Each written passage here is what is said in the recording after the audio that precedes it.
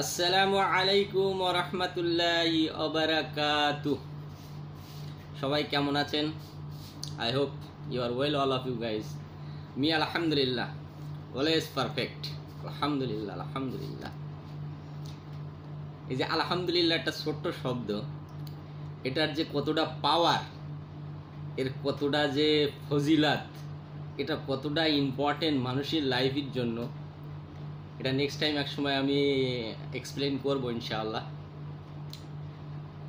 এটা রেজাল্ট আমার জীবনে পাইছি আমি ইনশাআল্লাহ, সে সমস্তগুলো আমি আপনাদের সাথে শেয়ার করব সবার সাথে। তো আজকে আসলাম রাসেল ভাইয়ের কি খবর? হ্যাঁ, what is the new update for Rasel ভাই? What about their family planning? হ্যাঁ, তো রাসেল ভাই এখন বাংলাদেশে I think more than 35 district চলে গেছে। তো বাকিগুলোও হয়ে যাবে খুব তাড়াতাড়ি ইনশাআল্লাহ। They are going to controlling the whole system ইনশাআল্লাহ ইন বাংলাদেশ।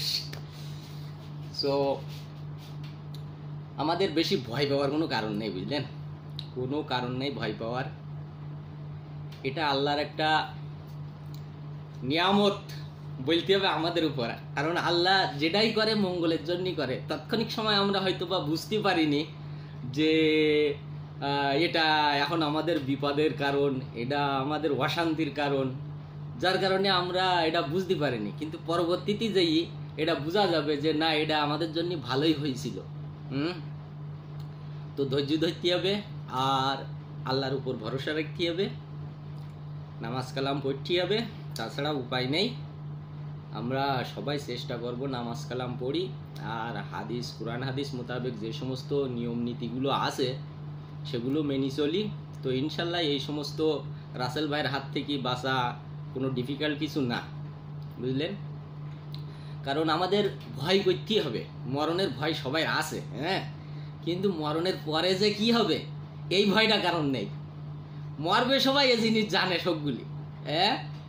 তারপরে মরণের যে কষ্ট, এর ভয় সবাই পায়, হ্যাঁ, কিন্তু যে মরণের পরে যে কি হবে এই জিনিসটা কেউ উপলব্ধি করতে যায় না। যদি উপলব্ধি করে অবশ্যই আল্লাহ তার ভেতরে এই ভয়টা দেব।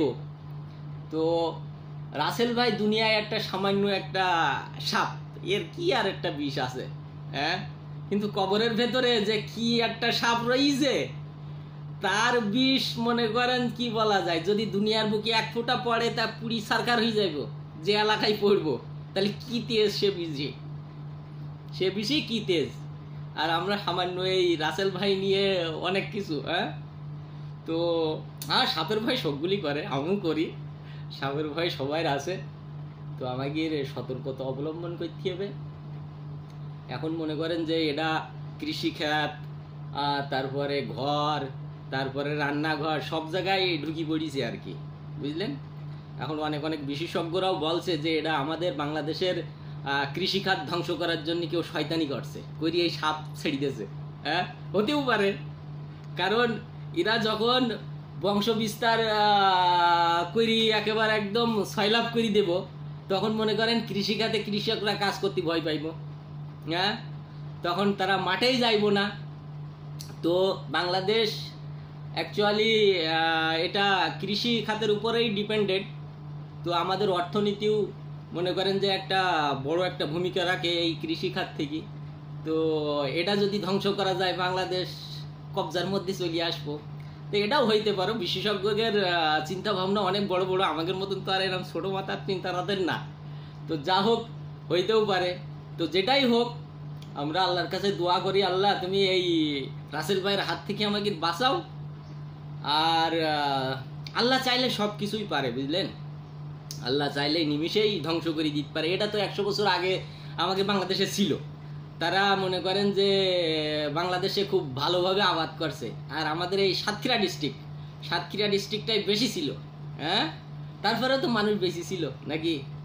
তো পরবর্তীতে আল্লাহ উঠাই নিয়েছিল, এমনভাবে আমরা দোয়া করি আল্লাহ আগের মতন জানি আবার উঠাই নাই।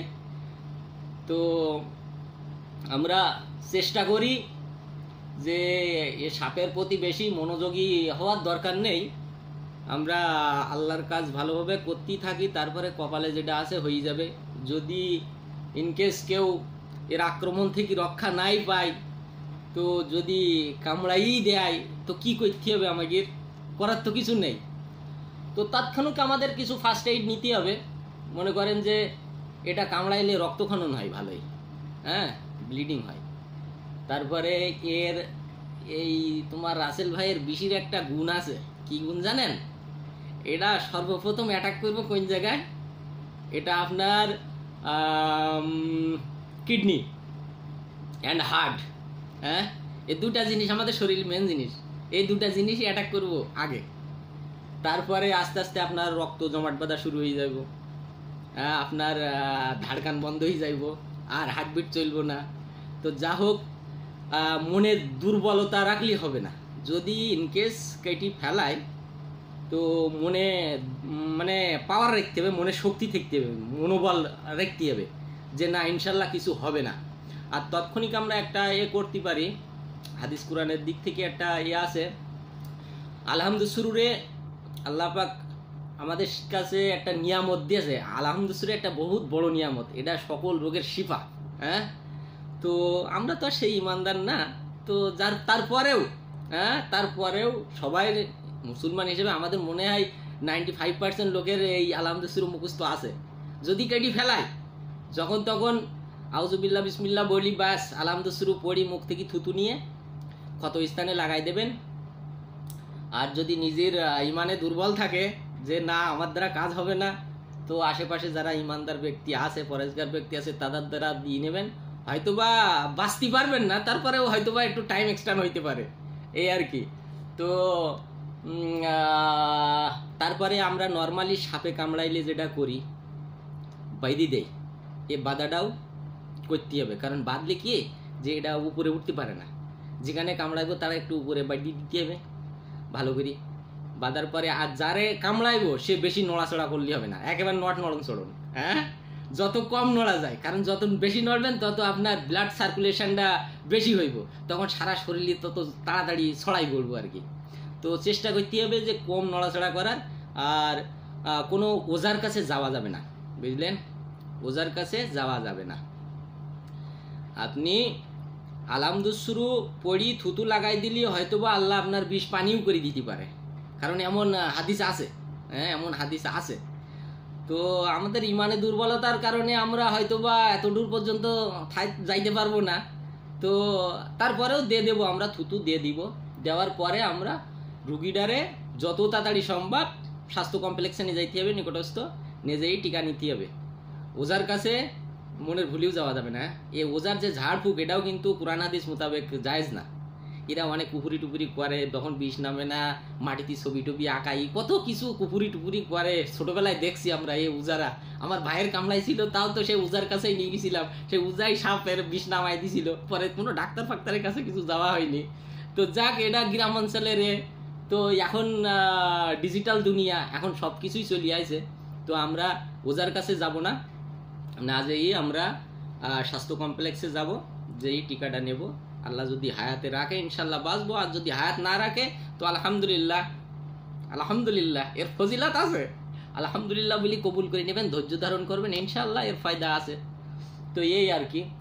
তো রাসেল ভাই নিয়ে বেশি টেনশন করার দরকার নেই, পরে যা হয় দেখা যাবে। আর এরা রাসেল ভাইয়ের কাজ রাসেল ভাই করতেই থাকুক, দেখা যাক কতদূর বংশ বিস্তার করতে পারে। আর আমাদের ওই কি করতে হবে জানেন, যদি বংশ বিস্তার হয়েই যায় মানে 6 লাখ পরিমাণ, তো তখন ওই বেদিকের খুঁজি বের করতে হবে আর কি। বেদিদের এখন গ্রামে স্থান দিতে হবে। আগে তো আমরা বেদিতে ঝাঁটালাতি বেরি তাড়াই দিতি, হ্যাঁ, তাড়াই দিছি না। এদের গ্রামে আসলে আমরা বেশি করিনি।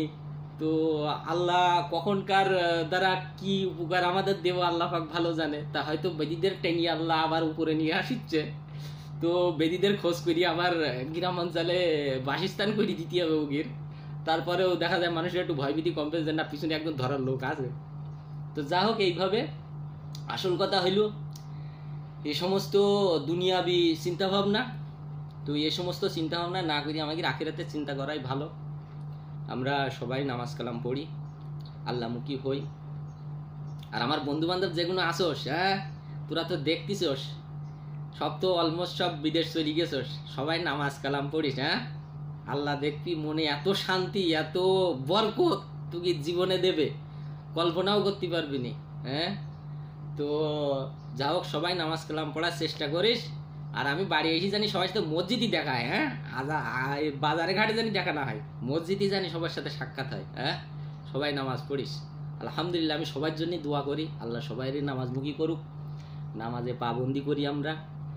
কারণ যেটি তো সবার হবেই, তার আগে যদি কিছু ভালো কাজ করা যায়। হ্যাঁ এখানে রাসেল ভাই কামড়ালিয়ে দিক ওদিক ভাগবার রাস্তা আছে, হ্যাঁ ফাঁকা ময়দান খোলা, কিন্তু কবরের মধ্যে যখন ওই সেই কঠিন সাপ আইব, তখন আর ভাগার রাস্তা পাওয়া যাবে না। বলো পালাবি কোথায়? কোনো জায়গায় যাওয়ার রাস্তা নেই, স্পেস ভেরি শর্ট। হ্যাঁ তো আমাদের ওই বিপদ থেকে রক্ষার জন্য আমাকে প্রস্তুত হইতে হবে।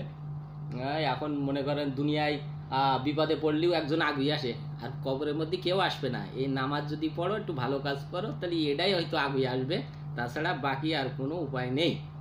তো যাক, ইনশাআল্লাহ আল্লাহ আমাদের সবাইরে সেই তৌফিক দেখ নামাজমুখী হওয়ার আর ভালো কাজ করার। যাদের মনের ভেতরে একটু পরিমাণ ইমান আছে, তারা চেষ্টা করি আমরা আল্লাহর পথে ফিরে আসার। আর যাদের ভেতরে একেবারে মোহর মেরি দিয়েছে, তাকে ও পাথর মারলেও কাজ হবে না। হ্যাঁ ওটা আল্লাহর তরফ থেকে ও আর হবে না। ও তো যাদের ভেতরে অন্তরে একটু ইমান আছে, তো এই ইমান আছে কিভাবে বুঝবেন, এই ইমান সম্পর্কেও আমি একদিন একটা ভিডিও দেবো ইনশাআল্লাহ। তো বোঝারও উপায় আছে যে আমার ভেতরে ইমান আছে বিন্দু পরিমাণ, আমি আল্লাহর পথে ফিরি, আল্লাহও আমার দিকে আইব ইনশাআল্লাহ। তো যাক, আমরা চেষ্টা করি সবাই আল্লাহমুখী হওয়ার। ওকে, আমাদের সম্পর্কটা মসজিদের সাথে বেশি গাঢ় করা উচিত। দুনিয়ার সব কিছু ফিতনা, বউ বাচ্চা, হ্যাঁ আত্মীয় স্বজন, এই সমস্ত দুনিয়া যা কিছু আছে সব ফিতনা।